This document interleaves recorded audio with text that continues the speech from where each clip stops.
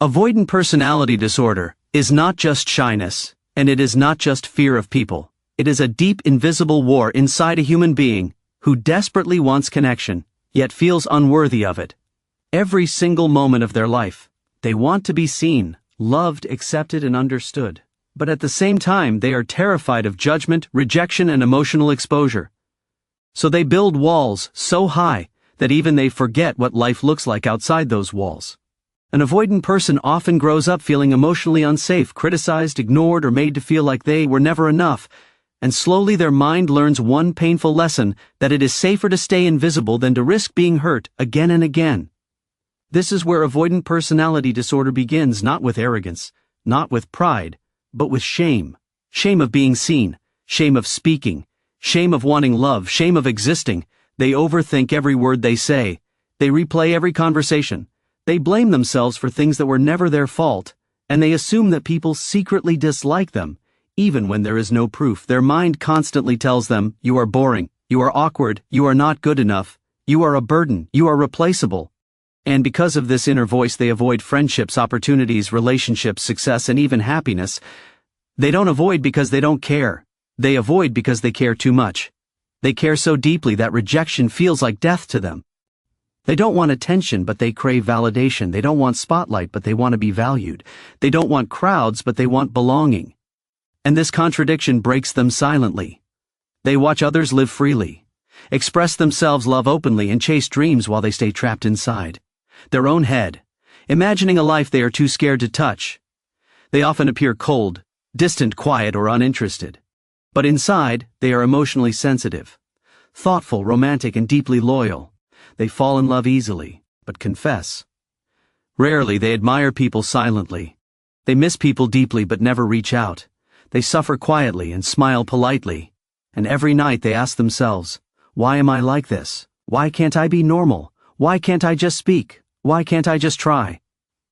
The truth is, avoidant personality disorder is not weakness. It is a trauma response. It is the brain trying to protect itself from pain. But in doing so, it steals joy, growth, and connection. The avoidant person is not broken. They are wounded. They are not antisocial. They are afraid. They are not heartless. They are overwhelmed, and they are not uninterested. They are terrified of not being enough. And in this disorder, the biggest tragedy is that the world never sees how beautiful their soul really is because they hide it to survive. And part one of this story ends with this truth. The avoidant does not need to be fixed. They need to be understood.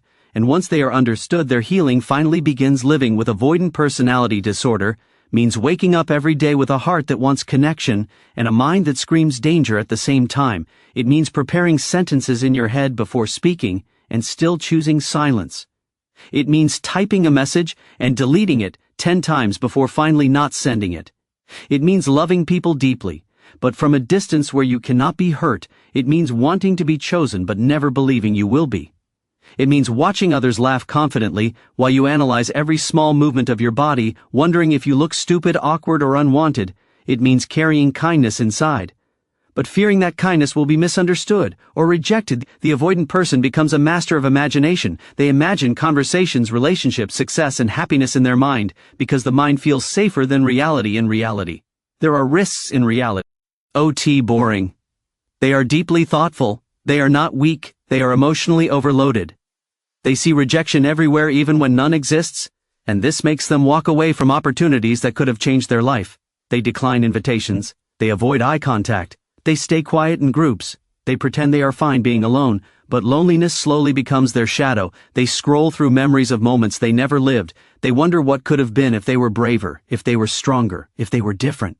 But the truth is they were never weak. They were just never taught how to feel safe being themselves. Many avoidants grew up being criticized, ignored, compared, or emotionally abandoned. So their nervous system learned that being seen equals being hurt. And now even love feels dangerous, compliments feel suspicious, affection feels temporary, and promises feel like lies. So they protect themselves by staying distant. Yet every distance hurts them more than the pain they were trying to avoid. They crave reassurance, but feel ashamed to ask for it. They want closeness, but fear dependency. They want freedom, but fear loneliness. And this emotional tug of war never ends. They often attract partners who are emotionally unavailable because that feels familiar. They stay in situations where they are not fully loved because they believe that that is all they deserve. They forgive too easily, tolerate too much and leave too late. And when relationships end, they don't just lose the person, they lose the future they imagined in silence. They replay everything they said, everything they didn't say, and they blame themselves for not being enough again and again. But here is the truth. No one ever told them their value was never defined by their ability to speak loudly, love boldly, or shine confidently. Their value was always in their heart, their loyalty, their depth, their sensitivity, their honesty, and their emotional intelligence. And part 2 of this story ends with this realization. The avoidant does not need to become someone else to be loved, they only need to learn that they were always worthy, even in silence. Healing from avoidant personality disorder does not begin with confidence, it begins with permission. Permission to exist without apologizing, permission to take space without feeling guilty, permission to speak without rehearsing, permission to want love without feeling ashamed. The avoidant person has spent their whole life trying to be invisible to survive, and now healing asks them to gently become visible, not loudly, not suddenly, but honestly. Healing begins the moment they stop asking what is wrong with me and start asking what happened to me. It begins when they understand that their fear was learned, and anything learned can slowly be unlearned. It begins when they realize that their silence was once protection, but now it is a prison, and prisons can be opened from the inside. The avoidant does not need to become fearless. They only need to become brave enough to stay, even when fear appears. They only need to take one small emotional risk at a time, one honest sentence, one vulnerable moment, one boundary, one self-respect decision, one attempt to stay instead of disappearing. And every time they stay, they rewrite their story. They teach their nervous system that connection does not always equal pain.